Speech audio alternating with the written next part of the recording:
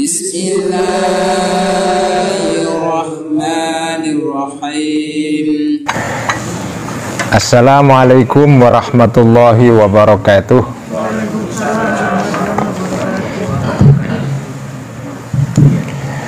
Bismillahirrahmanirrahim. Alhamdulillahi rabbil alamin.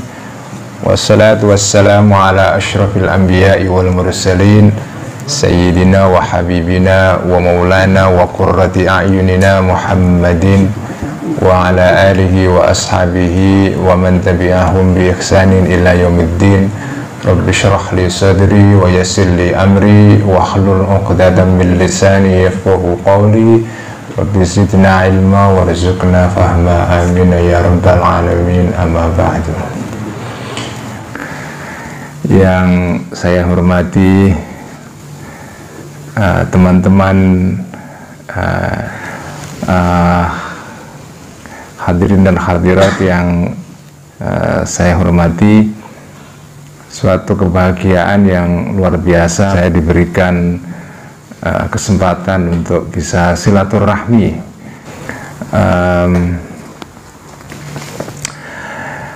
Bapak dan Ibu sekalian, saya akan memenuhi permintaan panitia untuk membahas tema mengenai soal keadilan Tuhan, ya. Ini tema yang sangat menarik tetapi penuh dengan ranjau.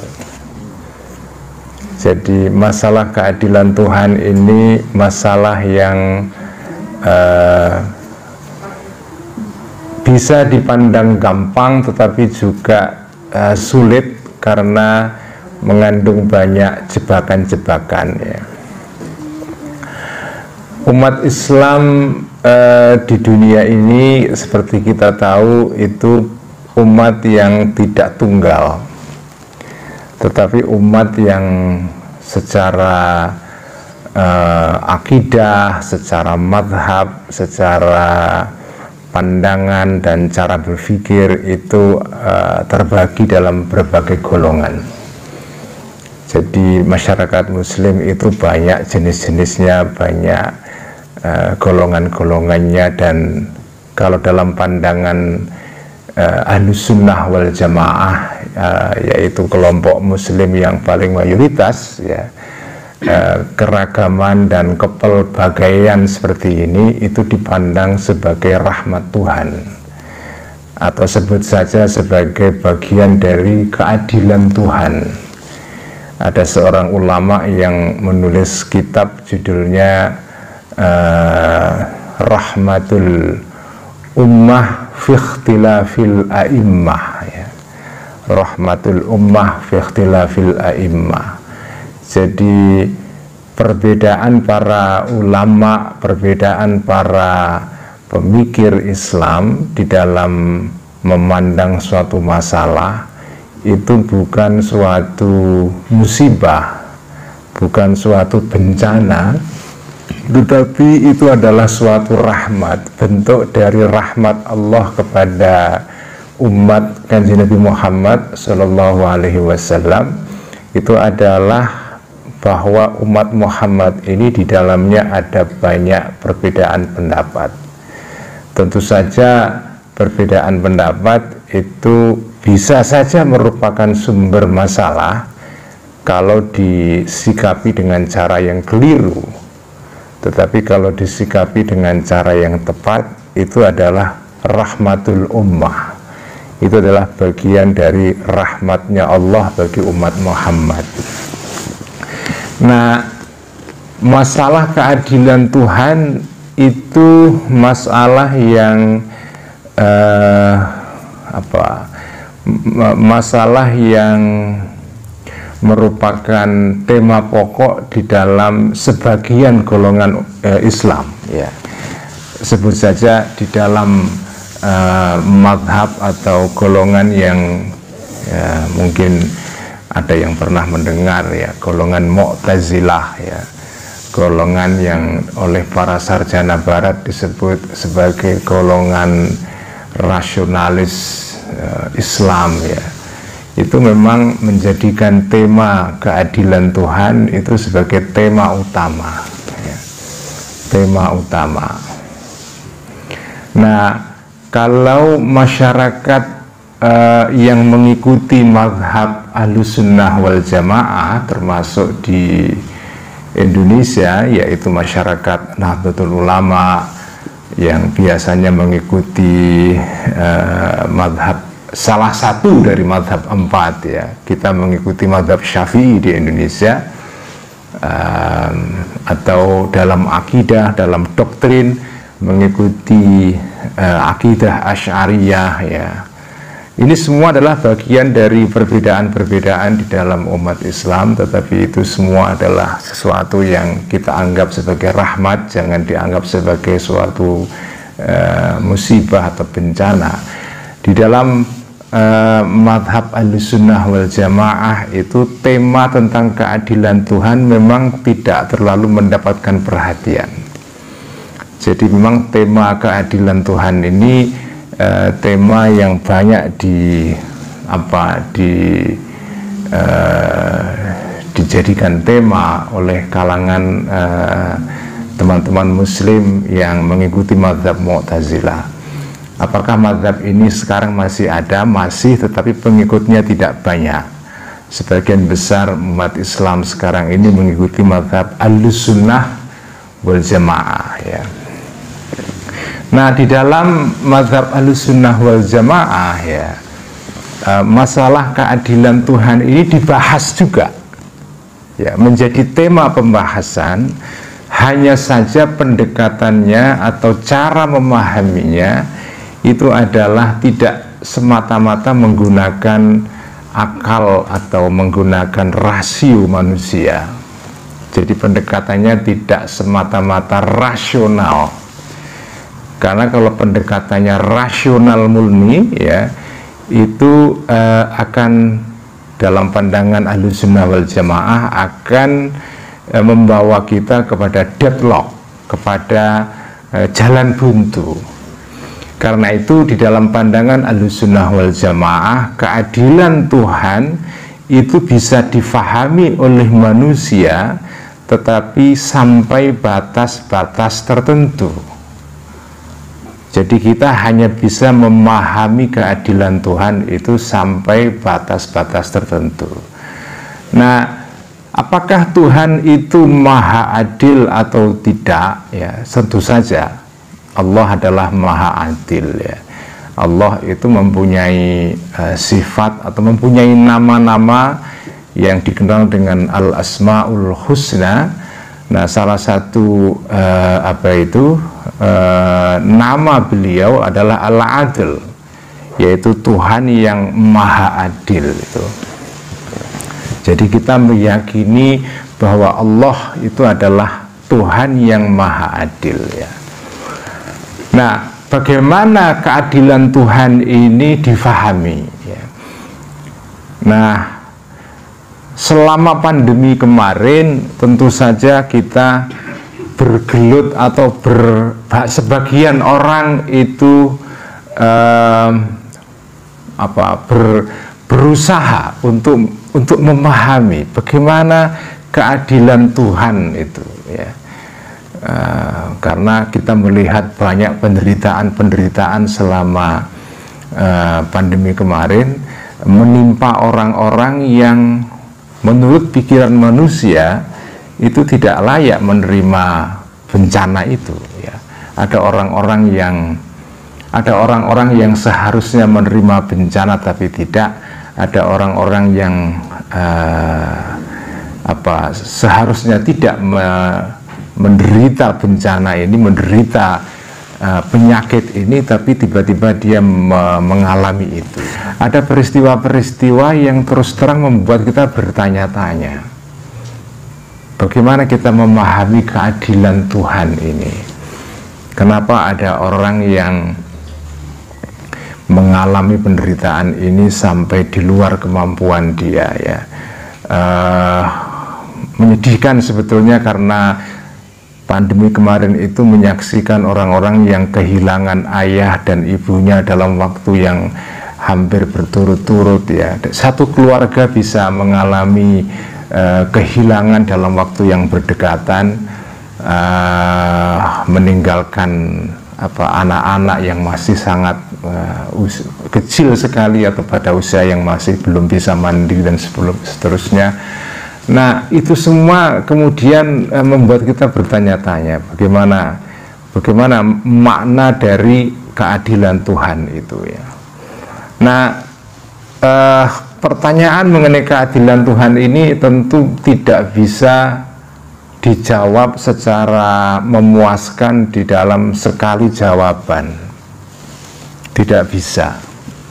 Karena itu di dalam pandangan Ahlussunnah wal Jamaah itu ada dua cara memahami masalah keadilan Tuhan ya. Yang pertama, keadilan Tuhan difahami di dalam pendekatan yang bersifat akidah, tetapi yang lebih penting menurut saya masalah keadilan Tuhan ini difahami di dalam pendekatan tasawuf. Dalam pendekatan tasawuf. Nah, saya akan mulai dari pendekatan yang bersifat akidah ya. Karena ini landasan kita. Landasan kita adalah akidah. Nah, akidah kita apa? Akidah kita ya tentu saja saya tidak tahu apakah teman-teman di sini akidahnya sama atau tidak, tetapi akidah yang saya anut yaitu akidah Ahlussunnah wal Jamaah yang diajarkan oleh para ulama-ulama di Indonesia, yang mengajarkan bahwa ya Allah itu adalah maha adil. Hanya saja keadilan Allah ini tidak bisa diukur sepenuhnya dengan parameter, dengan ukuran akal manusia ya. Karena itu Allah itu berfirman di dalam salah satu ayat yang sangat terkenal, la yus'alu amma yaf'alu wa hum yus'alun. La yus'alu amma yaf'alu wa hum yus'alun. Allah itu tidak bisa ditanyakan tentang apa yang dia perbuat.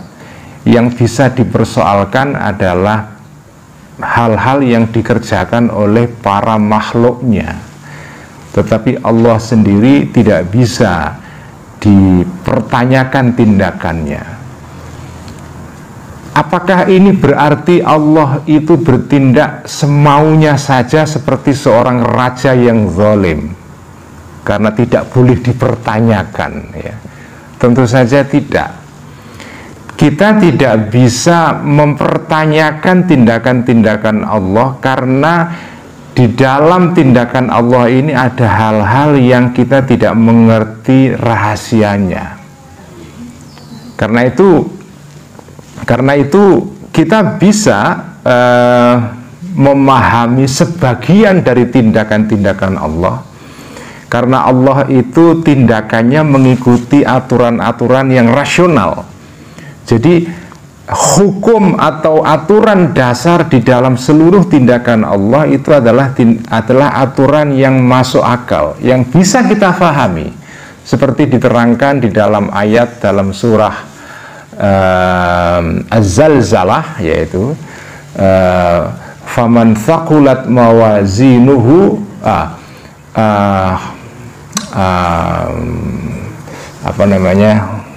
akhirnya itu faman ya'mal mithqala dzarratin khairan yarah wa man ya'mal mithqala dzarratin syarran yarah ya. Faman ya'mal mithqala dzarratin khairan yarah.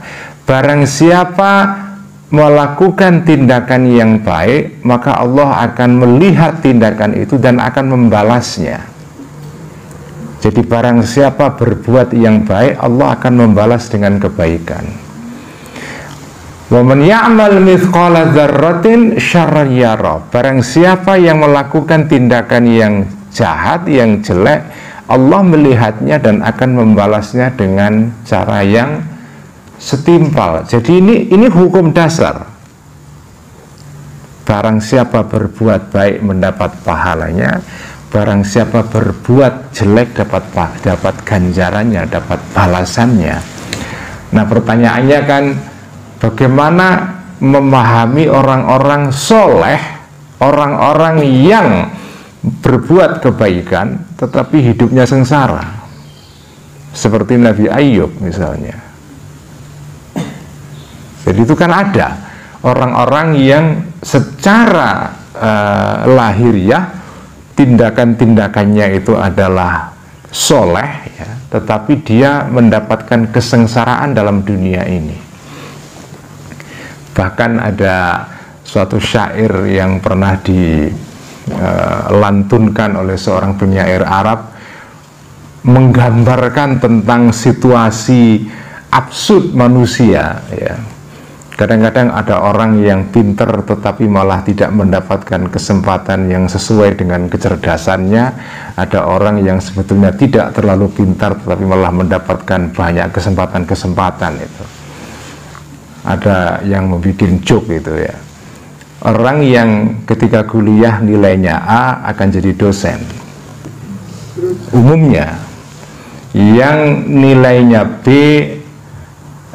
yang nilainya A akan menjadi periset yang bekerja di tempat-tempat riset yang bergengsi.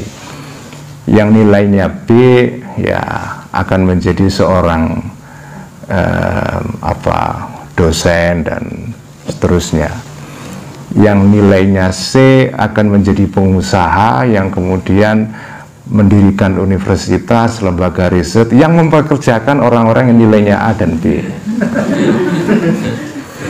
Jadi gimana memahami itu, ya? Jadi ada seorang penyair Arab yang bersenandung, ya, yang bunyinya adalah kama akilin a'yad mazahibuhu wa jahilin talqahu mansura. Banyak orang-orang itu yang akil, yang cerdas, ya, a'yad mazahibuhu, yang hidupnya sulit sekali. Dia cerdas, nilainya A, tetapi tidak mendapatkan kesempatan, ya, untuk mendapatkan kesempatan yang layak sesuai dengan kepintarannya. Tetapi jahilin talqahu mansura, orang yang bodoh, orang yang tidak terlalu cemerlang, justru beruntung mendapatkan banyak kesempatan, banyak proyek dan seterusnya. Itulah absurditas kehidupan itu. Bagaimana kita memahami keadilan Tuhan di dalam situasi seperti itu? Nah, karena itu di dalam pemahaman mazhab Ahlussunnah wal Jamaah seperti mazhab atau akidah Asy'ariyah, Tuhan itu maha adil, jelas, karena Allah itu maha baik. Allah tidak mungkin mempunyai sifat-sifat yang tidak baik, ya. Tidak baik, tidak mungkin. Semua sifat-sifat Allah itu adalah sifat-sifat yang baik, termasuk sifat keadilan. Tetapi keadilan Allah ini tidak bisa diukur sepenuhnya dengan dengan akal manusia itu. Karena itu akidah Asy'ariyah itu akidah Asy'ariyah itu ketika berbicara mengenai keadilan Tuhan, itu keadilan Tuhan seperti di dalam pengertian Tuhan, bukan keadilan Tuhan dalam pengertian manusia. Jadi kalau kaum Mu'tazilah itu keadilan Tuhan difahami sebagai keadilan di dalam perspektif manusia. Allah berbuat adil menurut standar manusia. Karena itu di dalam saya akan bicara sedikit agak rumit mungkin karena ini tema memang tidak mudah, ya. Nggak apa-apa, ya. Yang milih siapa? Yang milih saya ajak ibu-ibu dan bapak-bapak sedikit berpikir agak sedikit rumit, ya. Orang-orang Mu'tazilah itu mengatakan begini, misalnya, ya, kalau ada orang berbuat baik di dalam dunia ini, dia berbuat soleh, kalau ada orang soleh di dunia ini, maka nanti di surga Allah wajib memasukkan dia ke surga. Itu pendapat orang Mu'tazilah. Jadi kalau ada orang soleh di dunia ini, maka nanti di akhirat Allah wajib memasukkan dia ke surga. Sebaliknya kalau ada orang jahat, maka Allah wajib memasukkan dia ke neraka. Kenapa? Karena Allah Maha Adil. Karena kalau ada orang soleh di dunia ini tidak masuk surga, itu berarti Allah tidak memasukkannya ke surga, berarti dia tidak adil. Dan juga sebaliknya, vice versa. Itu kalau pandangan Mu'tazilah. Nah, pandangan kaum Asy'ariyah atau Ahlussunnah wal Jamaah yang mengikuti akidah yang disebut dengan akidah Asy'ariyah, Bu ya. Ini istilah ya. Soleh di dunia ini, ya dia masuk surga, tetapi Allah tidak bisa kita wajibkan dia untuk masuk surga. Karena kita tidak bisa membayangkan atau mengatakan Allah itu wajib melakukan sesuatu. Karena kalau Allah kita wajibkan berdasarkan aturan tertentu, Allah wajib untuk memasukkan seseorang ke surga karena perbuatan baiknya, maka itu berlawanan dengan sifatnya Allah, yang itu juga kita yakini sifat Allah itu antara lain adalah iradah.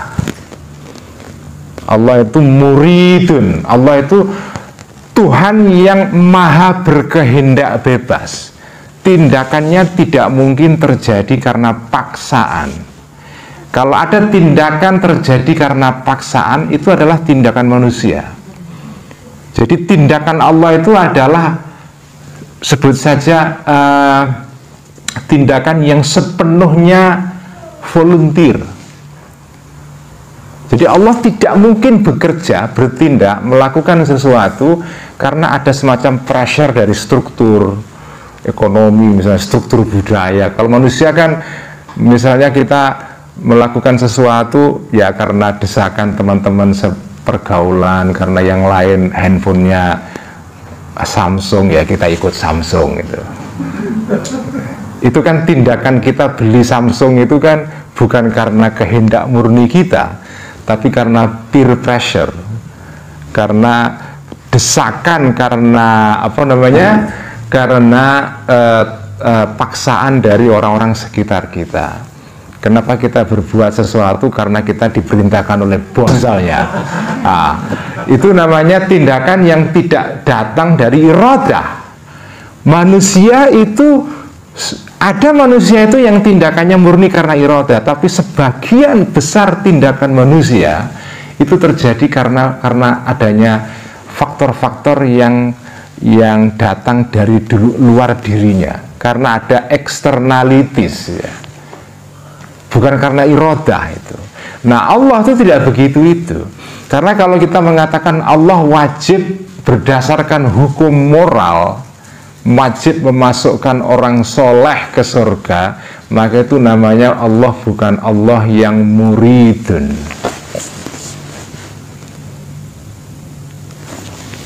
Paham Bu ya? Kira-kira gimana? Masih rumit? Jadi itu, Allah itu sifatnya adalah iradah. Iradah artinya Allah itu the most willing. Dia menghendaki sesuatu yang dilakukan itu dikehendaki, bukan karena dipaksa. Misalnya, karena ini apa ya, ini warga Indonesia yang orangnya baik-baik, ya kasihanlah saya masukkan neraka, saya masukkan surga saja. Nah, itu tidak bisa itu. Allah itu misalnya berbuat sesuatu itu karena paksaan, misalnya karena ini, karena itu, tidak. Pertindakan Allah itu sepenuhnya adalah merupakan tindakan yang sukarela, iradah itu. Karena itu Allah tidak bisa dipaksa, misalnya demi hukum moral Allah harus berbuat begini. Itu tidak bisa.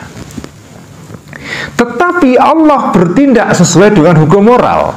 Nah, kelihatannya kan paradoks ya.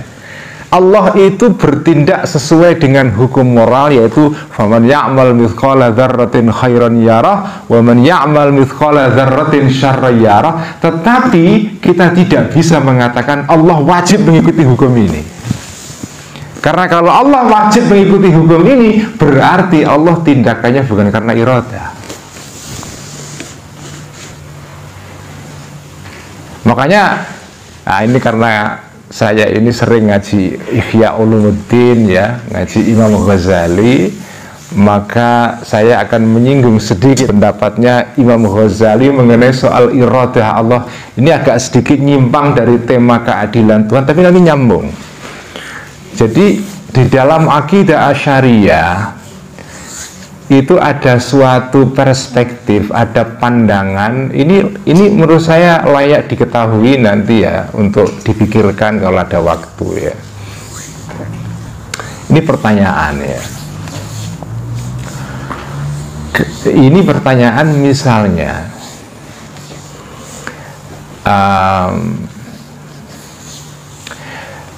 kalau kita misalnya menanam pohon, oke? Kita menanam padi, menanam pohon atau apapun, kita tanam, kemudian kita kasih pupuk, kemudian ya kita rawat dan seterusnya, lalu pohon itu tumbuh, berkembang, berbuah, menjadi bagus sesuai dengan hukum pertanian dan seterusnya. Pertanyaannya adalah, apakah pohon ini berbuah, tumbuh menjadi baik itu karena usaha kita setelah kita merawat itu sesuai dengan hukum-hukum pertanian, atau karena Allah menghendaki pohon ini memang berbuah baik?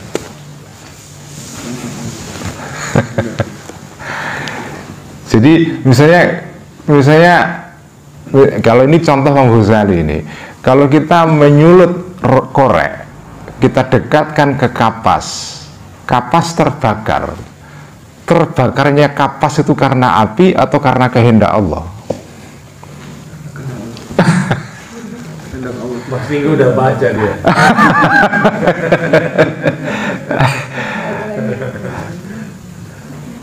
Kalau menurut ibu-ibu karena apa? Dua-duanya. Karena dua-duanya. Ada yang karena api saja? Saya Gus karena dengar dulu baca Nabi Ibrahim tidak terbakar, makanya saya percaya Mas Iki bilang. Oh gitu ya, oke.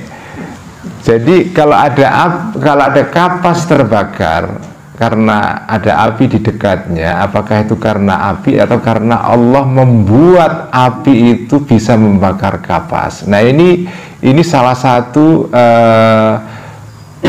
ilustrasi bagaimana kita memahami iradah Allah itu. Kalau dalam pandangan kaum Mu'tazilah, orang yang rasionalis ya, atau para saintis ya, tentu saja para saintis itu kan, atau para saintis pada umumnya itu kan memahami hukum alam ini berdasarkan ya hukum alam. Seluruh alam ini bekerja berdasarkan suatu mekanisme yang disebut dengan natural law atau hukum alam. Nah, bagaimana sebagai orang yang beriman kita memahami itu semua? Di mana letak Allah di dalam alam ini? Di dalam alam bekerja ini di mana? Ketika misalnya ada hukum Archimedes atau hukum Boyle atau macam-macam, itu semua menjadikan sesuatu kemudian sesuatu yang dalam kondisi A kemudian bisa menimbulkan kondisi B ya. Nah ini hubungan antara kondisi A kondisi B ini sepenuhnya hanya karena mekanisme alam atau karena juga intervensi Allah? Kalau itu karena hukum alam saja, lalu di mana letak Allah itu?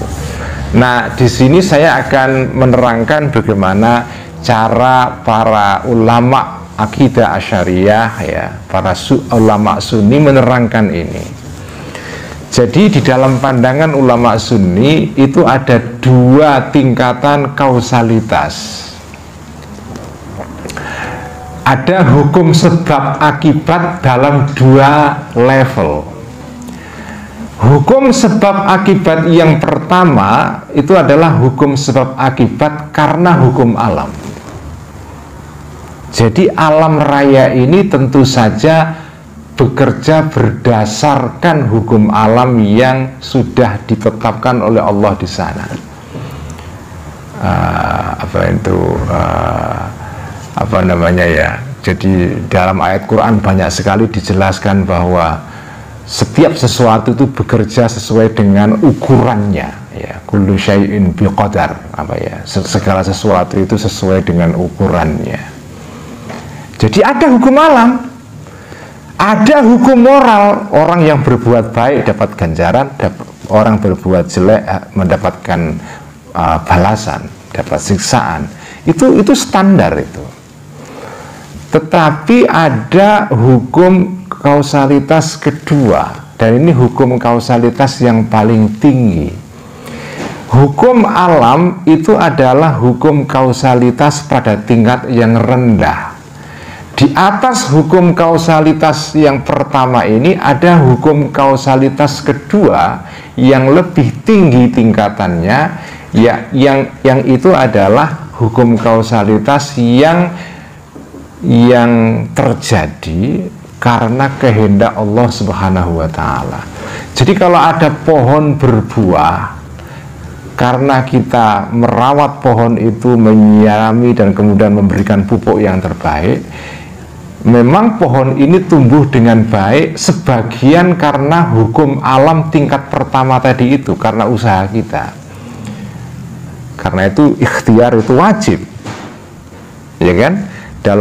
Makanya di dalam hadis yang terkenal itu dikatakan, ada kisah, ada satu sahabat satu hari datang kepada Kanjeng Nabi naik unta. Begitu sampai ke Madinah, unta itu dilepaskan saja, tidak diikat, dengan alasan ya kalau Allah itu menghendaki ya dia nggak akan hilang. Kalaupun saya ikat hilang ya hilang saja, ngapain saya ikat itu. Lalu Kanjeng Nabi melihat itu, dia dimarahi. Kamu tidak bisa begitu, ikat dulu baru kamu tawakal. Jangan kemudian mentang-mentang wah kan Allah Maha Kuasa. Kalau memang Allah Maha Kuasa, unta saya biarkan, nggak saya ikat, kalau nggak hilang ya nggak hilang. Itu namanya ngetes Tuhan itu. Itu namanya nguji Tuhan. Nah, tapi nggak boleh itu. Kamu kalau benar-benar percaya kepada kekuasaan Allah, ya ikat dulu baru kamu tawakal. Itu namanya sikap yang benar. Ya, nggak boleh kamu menguji Tuhan. Ya Allah, kamu kalau memang betul kuasa ya udah, saya akan biarkan saja rumah nggak saya kunci apa segala macam ya. Nanti udahlah saya serahkan rumah saya kepada kamu itu. Ini namanya manusia yang kurang ajar karena menjadikan Allah sebagai satpam. Ya, nggak boleh itu. Nah, jadi ada dua kausalitas. Kausalitas tingkat pertama adalah kausalitas pada tingkat ini, faman ya'mal mithqala dzarratin syarran yarah, dan seterusnya. Barang siapa yang melakukan ini maka akan timbul akibatnya ini, dan seterusnya. Itu hukum sebab akibat pada tingkat pertama. Tetapi ada kausalitas yang lebih tinggi, yaitu kausalitas karena intervensi Allah, karena kehendak Allah itu. Nah, pertanyaannya adalah apakah bisa terjadi api itu mendekati kapas lalu tidak membakar kapas karena dikehendaki Allah tidak terbakar. Di dalam pandangan kita orang beriman bisa, tetapi dalam pandangan orang yang murni rasional mengatakan tidak bisa. Begitu api didekatkan kepada kapas ya masih terbakar. Karena kalau itu tidak terbakar, Allah intervensi, sama dengan Allah itu menyalahi hukum alam yang dia ciptakan sendiri itu. Nggak boleh Allah melakukan tindakan yang tidak sesuai dengan hukum yang dia ciptakan sendiri. Nah, bagaimana memahami hal ini ya? Apakah yang benar yang mana? Apakah mazhab Asy'ariyah atau mazhab Mu'tazilah ya? Kalau menurut saya, mazhab Mu'tazilah itu tidak sepenuhnya salah. Kenapa? Ya karena mazhab Mu'tazilah ini memandang bahwa ada hukum-hukum yang bersifat pasti. Ini kan kalau kita baca sejarah sains dalam dunia barat itu, misalnya ada penjelasan bahwa kenapa sains di dunia barat berkembang. Itu antara lain karena di barat itu ada suatu keyakinan, ada suatu asumsi filosofis, ya, ada suatu pandangan bahwa alam ini bekerja secara pasti mengikuti hukum-hukum alam tertentu. Dengan dasar inilah kemudian sains berkembang di dunia barat. Kalau para saintis tidak percaya alam mengikuti hukum alam, ya ngapain mereka bekerja untuk menemukan hukum alam? Jadi hukum alam inilah yang membuat pengetahuan berkembang, karena memang ada hukum-hukum yang mengatur alam raya ini dan menantang para ilmuwan untuk menemukannya. Nah, cuma dalam pandangan saya juga sebagai seorang beriman, menurut saya pandangan orang-orang Asy'ariyah ini lebih fair, lebih berimbang, karena ini sesuai dengan tuntutan akidah dan tuntutan keimanan. Kita sebagai orang yang percaya adanya Tuhan, kita tidak bisa memungkiri adanya hukum-hukum pasti yang berlaku di dunia ini. Tetapi kita juga tidak bisa mengatakan bahwa Allah itu pasti melakukan begini. Itu tidak bisa juga. Tadi itu, Allah itu sifatnya adalah iradah, adalah berkehendak. Kalau kita mengatakan kalau begini pasti begini, itu sama dengan Anda mewajibkan Allah melakukan sesuatu sesuai dengan hukum ini, dan itu menyalahi salah satu sifatnya Allah, yaitu iradah itu. Jadi kalau menurut kita sebagai seorang Sunni, ya kita mengatakan memang ada hukum alam, tetapi itu tidak menafikan iradahnya Allah. Kalau suatu kejadian terjadi, nah di sini saya akan masuk ke dalam keadilan Tuhan di dalam pandangan orang-orang sufi. Sebagai penutup penjelasan saya ini, apa itu sufi? Tasawuf. Tasawuf itu pandangan yang berdasarkan tidak saja kepada hukum syariat, hukum lahiriah, tetapi juga pandangan yang didasarkan kepada hukum yang bersifat batin atau sesuatu yang tersembunyi, ya. Nah, dalam pandangan orang-orang sufi itu keadilan Tuhan sama dengan pandangan orang-orang Asy'ariyah yang memahami soal keadilan Tuhan dari sudut pandang akidah. Orang-orang sufi mengatakan bahwa Allah Maha Adil, tetapi keadilannya tidak bisa kita ukur berdasarkan parameter manusia. Tetapi orang sufi punya pandangan yang jauh lebih dalam. Jadi sufi ini biasanya kalau di Indonesia diterjemahkan dalam bentuk tarekat, ya. Tarekat, ya. Nah, orang-orang sufi ini menurut saya punya kelebihan karena mereka ketika memandang sesuatu itu berdasarkan tidak saja pengetahuan yang sifatnya lahiriah, misalnya berdasarkan hukum-hukum syariat fikih, ya, tetapi juga berdasarkan hukum batin, yaitu berdasarkan ilham yang datang dari Allah Subhanahu wa Ta'ala langsung kepada orang itu. Nah, di dalam pandangan orang-orang sufi,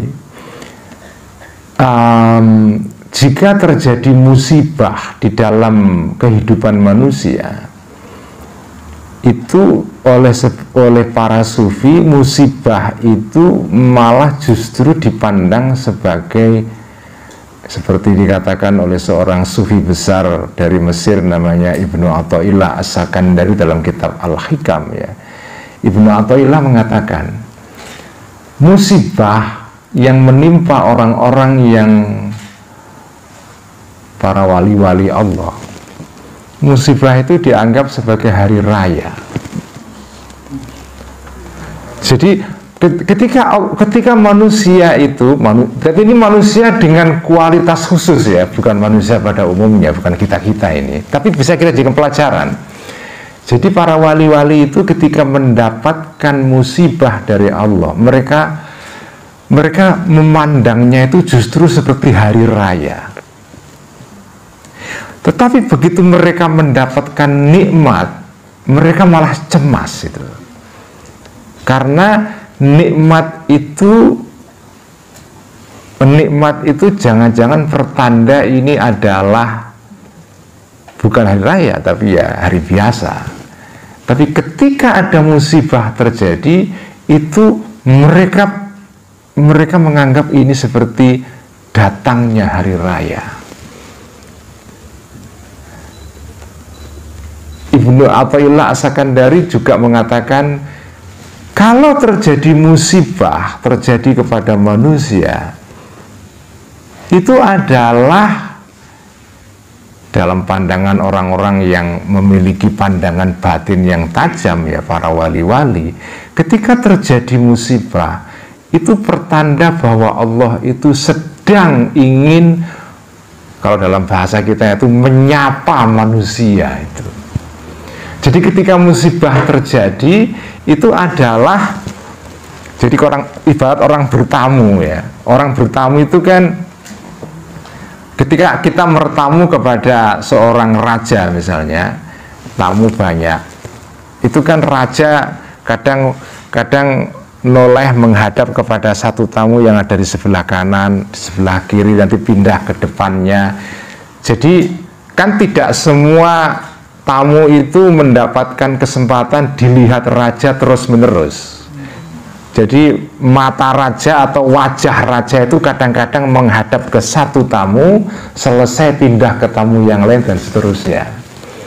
Nah, ketika Allah itu menurunkan musibah kepada hambanya, itu adalah seperti raja yang sedang didatangi tamu, lalu dia melihat tamu itu. Artinya dia give special attention. Jadi raja itu sedang memberikan perhatian kepada orang itu, dihadapi, disapa, kamu dari mana? Apa keperluan kamu ke sini? Itu adalah cara Allah menyapa hambanya. Menyapa hambanya.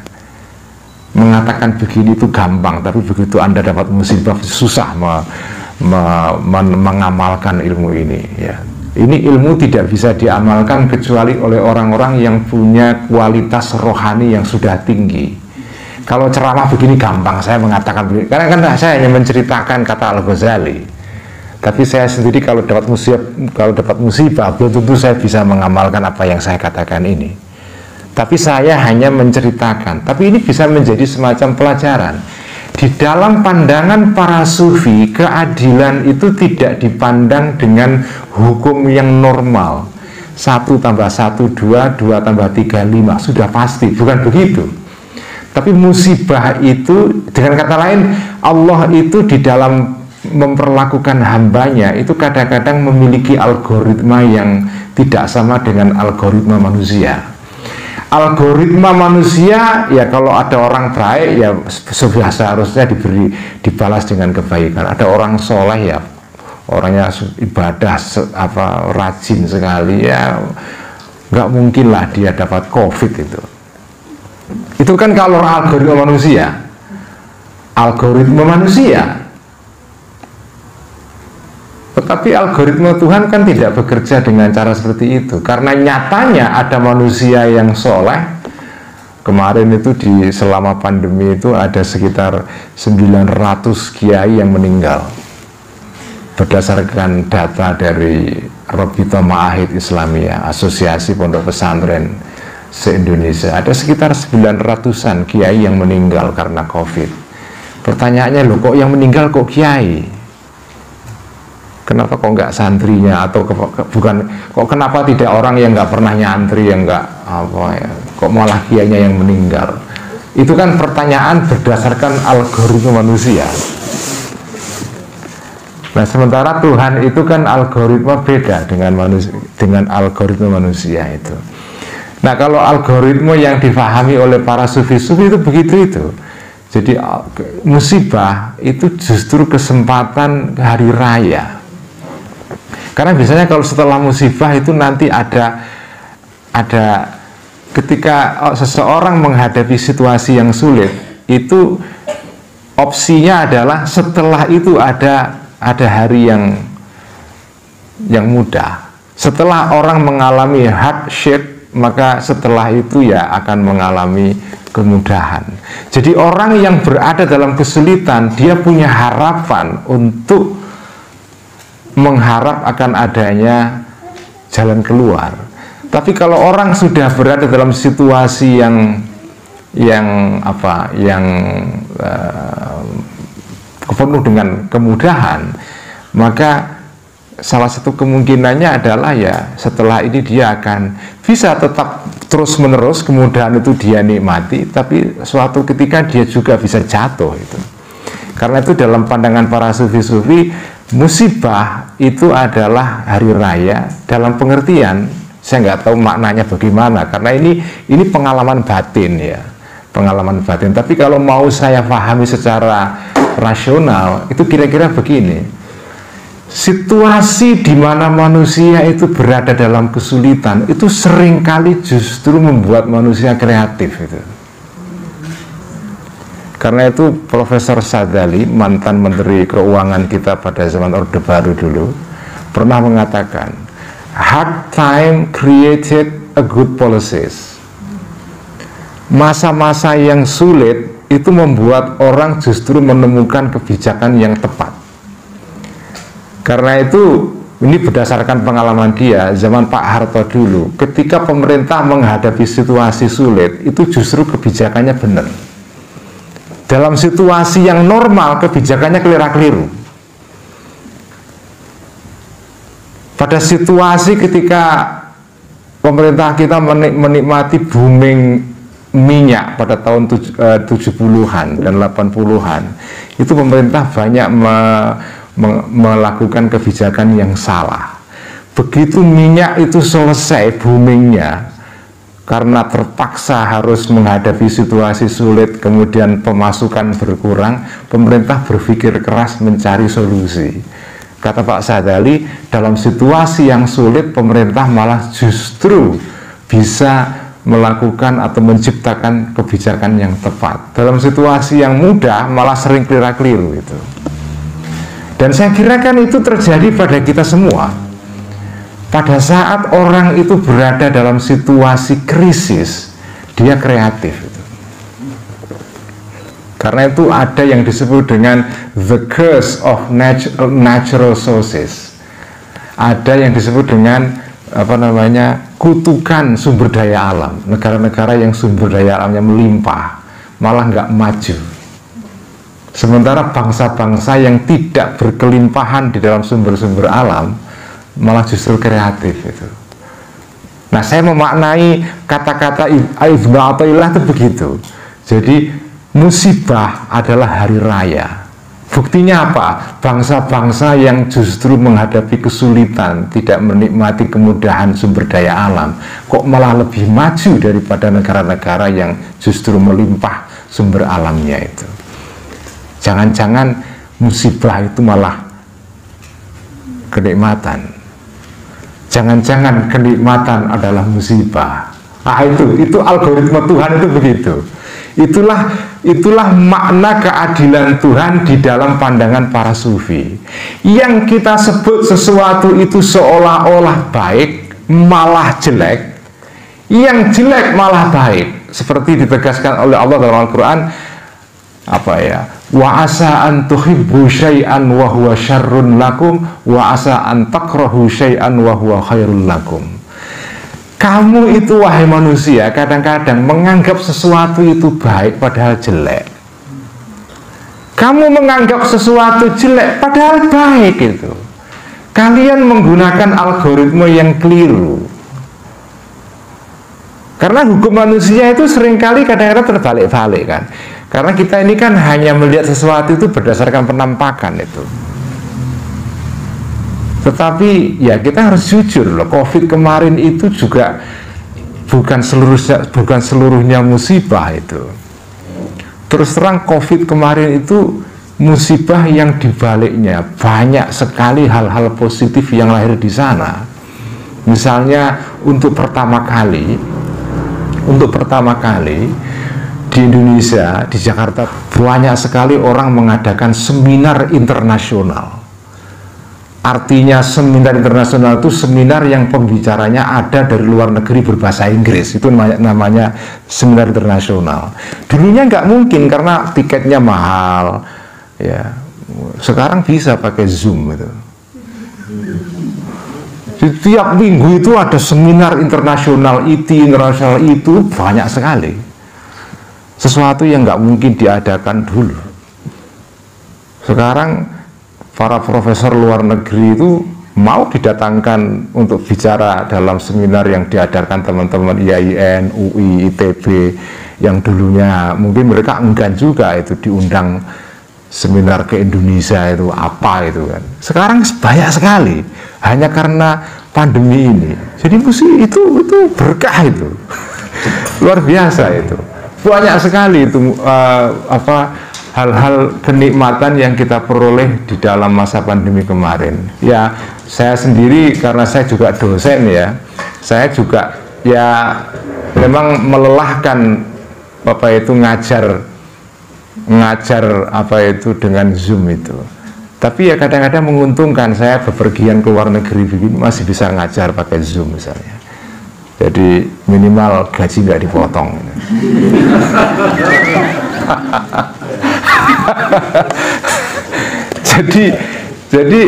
jadi apa yang Anda sebut musibah itu benar, apakah itu benar-benar musibah atau enggak itu? Manusia hanya memandang sesuatu berdasarkan lahirnya saja itu. Jadi manusia itu selalu memang cenderung melihat sesuatu berdasarkan apa yang kelihatan. Itu alamiah itu. Tetapi ciri-ciri orang beriman adalah seperti dikatakan dalam surat Al-Baqarah bagian awal itu adalah alladzina yu'minuna bil ghaibi. Alladzina yu'minuna bil ghaibi. Orang-orang yang beriman kepada sesuatu yang gaib. Selama ini makna al-ghaibi itu dimaknai gaib itu artinya ya percaya kepada Allah, malaikat dan seterusnya. Itu makna standar. Tapi kalau dalam pemaknaan saya, alladzina yu'minuna bil ghaibi itu tidak sekedar itu. Maknanya adalah orang-orang yang bisa melihat sesuatu bukan berdasarkan penampakan lahiriah, tapi dia bisa menembus kepada sesuatu yang dibalik yang di permukaan. Yang di permukaan kelihatannya pandemi, COVID dan segala macam. Tetapi di balik yang permukaan ini ada sesuatu, ada hal-hal positif yang timbul dari sana. Orang beriman itu melihat sesuatu tidak berdasarkan yang zahir saja, tetapi juga al-ghaib. Nah, orang yang beriman adalah orang yang mampu melihat hal-hal seperti itu. Yang algoritmenya itu tidak sekedar algoritmenya Mark Zuckerberg atau Elon Musk atau yang lain-lain itu, tetapi yang bisa melihat sesuatu yang tersembunyi itu. Oleh karena itu keadilan Tuhan itu tidak bisa diukur hanya dengan hal-hal yang lahiriah saja, tetapi ada sesuatu yang tersembunyi. Dan saya rasa pandangan Asy'ariyah atau Ahlu Sunnah wal Jamaah seperti ini jauh lebih memuaskan dari sudut keimanan. Kita sebagai orang beriman itu tidak menolak adanya hukum-hukum alam, ya, bahwa Allah itu berbuat berdasarkan hukum-hukum tertentu yang pasti, tetapi itu tidak berarti bahwa kalau A pasti B, kalau B pasti C. Ada beberapa kemungkinan itu.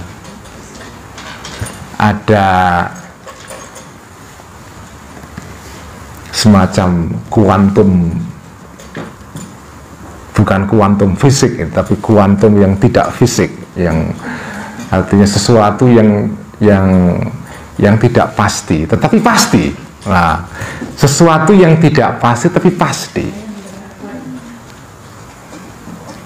Kok bisa ya? Bisa.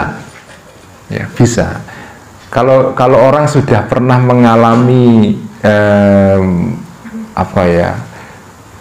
pengalaman hidup yang panjang, itu sebetulnya akidah Ahlussunnah wal Jamaah seperti ini jauh lebih memuaskan. Karena kalau akidah yang rasional kayak Mu'tazilah itu memang kelihatannya rasional, tapi itu justru kering dari aspek spiritualitasnya.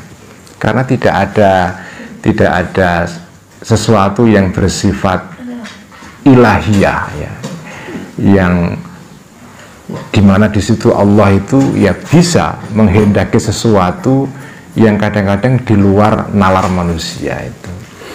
Inilah makna keadilan Tuhan ya dalam pandangan Ahlussunnah wal Jamaah, baik dari segi akidah maupun dari segi sufi, dan semoga kita bisa menghayati ya keadilan Tuhan seperti ini.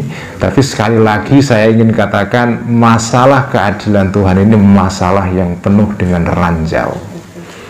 Kalau kita pikirkan terus-menerus malah justru kita pusing. Kadang-kadang kita itu dalam hidup ini itu memang kadang-kadang ya sudah, kita berserah saja. Ya Allah, ya sudah, ini I just don't know.